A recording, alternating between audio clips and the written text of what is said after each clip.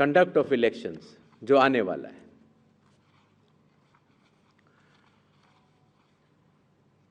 देश की प्रगति को ध्यान में रखते हुए और ख़ास तौर से बिहार की प्रगति को ध्यान में रखते हुए लगभग काफ़ी मतदाताओं के पास मोबाइल होते हैं और उनको इस बात की समस्या रहती थी कि हम मोबाइल लेके अगर घर पर छोड़ के जाते हैं तो दिक्कत होती है और लेके जाते हैं तो हम कहाँ उसको रखें, क्योंकि मोबाइल फ़ोन पोलिंग स्टेशन के अंदर अलाउड नहीं है। इसलिए एक नई व्यवस्था बनाई गई जिससे कि पोलिंग स्टेशन के कमरे के ठीक बाहर कोई भी मतदाता अपना मोबाइल फ़ोन जमा करा सकता है, अंदर जाके अपना वोट डाल सकता है और बाहर आने के बाद अपना मोबाइल लेके घर जा सकता है। हर मतदाता को नॉमिनेशन का प्रोसेस खत्म होने के बाद एक वोटर इन्फॉर्मेशन स्लिप दी जाती है। वोटर इन्फॉर्मेशन स्लिप देने का लक्ष्य सिर्फ ये रहता है कि मतदाता को, क्योंकि कई बार बूथ बदल जाते हैं या कई बार मतदाता नए होते हैं, तो उनको वोटर स्लिप पर, इन्फॉर्मेशन स्लिप पर अपने बूथ का नाम और सारे डिटेल्स मिल जाते हैं। तो वोटर इन्फॉर्मेशन स्लिप पर बहुत ही छोटा चेंज करने के बाद मतदाताओं की सहूलियत बहुत बढ़ गई, क्योंकि उसमें उनका पोलिंग स्टेशन का नंबर, पोलिंग स्टेशन की जगह कोने में बड़े रूप में दिखा दी गई। पहले उनको पूरे में ढूंढना पड़ता था।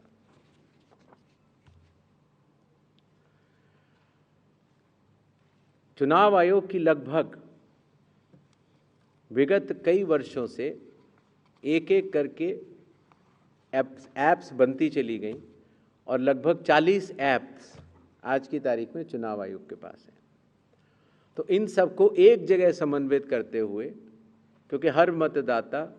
या हर स्टेक होल्डर हर 40 ऐप को डाउनलोड नहीं कर सकता, तो ECI नेट जैसी मदर ऑफ ऑल ऐप्स का एक लक्ष्य रखा गया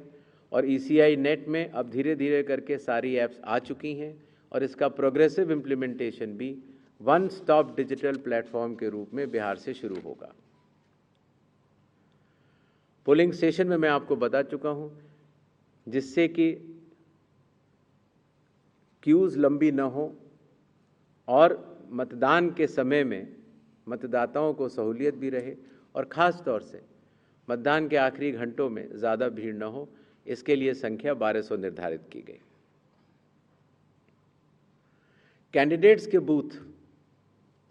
पहले मतदान केंद्र से काफ़ी दूर तक लगाए जाने के निर्देश थे, जिससे कि कैंडिडेट्स को भी और मतदाताओं को भी काफ़ी असहूलियत होती थी। और इसीलिए जो पॉलिटिकल पार्टीज़ के संग ज़मीनी स्तर पर EROs की मीटिंग हुई, DMs की मीटिंग हुई, CEOs की मीटिंग हुई, उनसे मिले सुझावों के अनुरूप लोक प्रतिनिधित्व कानून के अनुरूप 100 मीटर की दूरी तक हर कैंडिडेट अगर चाहे तो अपने बूथ्स लगा सकता है। चुनावी प्रक्रिया पारदर्शी हो, उसकी पूर्ण निगरानी हो, ERO भी उसको देख पाएँ और कोई भी अगर गलती पाए जाए तो उसके खिलाफ एक्शन भी लिया जा सके। इसके लिए पहले लगभग 50% प्लस पोलिंग स्टेशंस में वेबकास्टिंग होती थी और अब इसको 100% पोलिंग स्टेशंस में लागू कर दिया गया है, जिससे कि निगरानी तंत्र के लिए सुगमता होगी।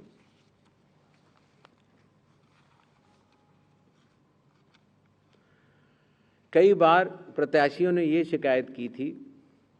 कि जो हमारी फ़ोटो होती है वो चूँकि ब्लैक एंड वाइट में आती है और जमा तो कलर करते हैं तो वो पहचान में नहीं आती और काफ़ी हतोत्साहित उनको होना पड़ता है जब वो EVM में उनकी फ़ोटो अच्छी नहीं आती है। तो छोटा सा कदम, लेकिन इसमें फिर चुनाव आयोग ने निर्णय लिया कि एक तो फ़ोटो कलर लगाई जाएगी और साथ ही साथ जो सीरियल नंबर होता है उसका फ़ॉन्ट भी बड़ा किया जाएगा, जिससे कि प्रत्याशियों की पहचान भी आसानी से हो जाए और मतदाताओं को सुविधा भी हो। काउंटिंग,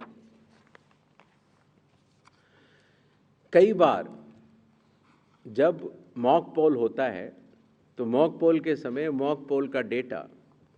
डिलीट करना प्रिसाइडिंग ऑफिसर्स भूल जाते हैं, और इसीलिए जब काउंटिंग होती है तो फॉर्म 17C और काउंटिंग यूनिट का मिलान नहीं हो पाता। ऐसे केस में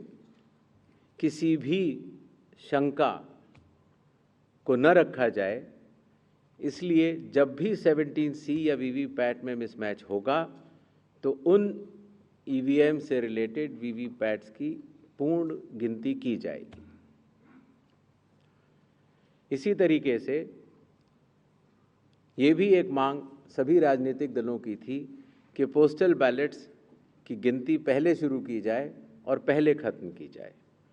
तो इसलिए चुनाव आयोग ने पारदर्शिता के लिए भी और इसके लिए भी,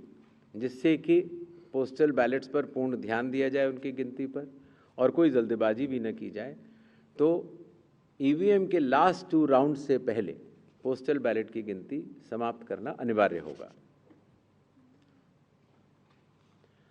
जैसा आप सब लोग को पता है, जब चुनाव खत्म हो जाता है तो फिर आंकड़ों की आवश्यकता कई लोगों को पड़ती है, मीडिया को भी होती है, एनजीओज़ को भी होती है, सिविक सोसाइटीज़ को होती है और आम जनता को भी होती है। तो इसके लिए चुनाव आयोग की एक पद्धति रही जिसको इंडेक्स कार्ड कहा जाता है, लेकिन इंडेक्स कार्ड का सारा डेटा कलेक्ट करने में कई बार सप्ताह और कई बार महीनों लग जाते थे। तो अब चूंकि ECI नेट भी आ रहा है और डिजिटल का युग है, इसीलिए digital index cards and reports सारे आपको चुनाव खत्म होने के कुछ ही दिनों के भीतर वेबसाइट पर या ऐप पर मिल जाएंगे। इस चुनाव की विशेषता है ये स्लाइड।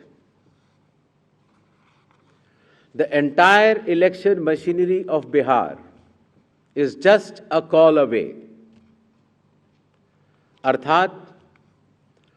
अगर कोई भी मतदाता या कोई भी व्यक्ति ECI नेट ऐप को डाउनलोड करता है और अगर अपने एपिक नंबर डिटेल को डालता है, वोटर कार्ड के नंबर को डालता है, तो वो अपने BLO से बात कर सकता है। वो अपने जो बूथ लेवल ऑफिसर्स हैं उनको अपनी कॉल बुक कर सकता है और बात कर सकता है। अगर उसकी कोई भी समस्या है तो वो BLO से बात करके उसका निदान कर सकता है। इसी तरीके से जो इलेक्शन कमीशन का बहुत पॉपुलर नंबर है 1950, आपको भी कोई भी बिहार का मतदाता अगर इस समय बिहार से बाहर है तो भी उसको सिर्फ +91 अगर मोबाइल से आप डायल करते हैं तो +91 जो इंडिया का कोड है वो लगाना है। STD कोड जहाँ का भी आपकी विधानसभा क्षेत्र है वहाँ के SDM का STD कोड और 1950 अगर आप ये डायल करते हैं तो 243 EROs सारे मतदाताओं की सेवा के लिए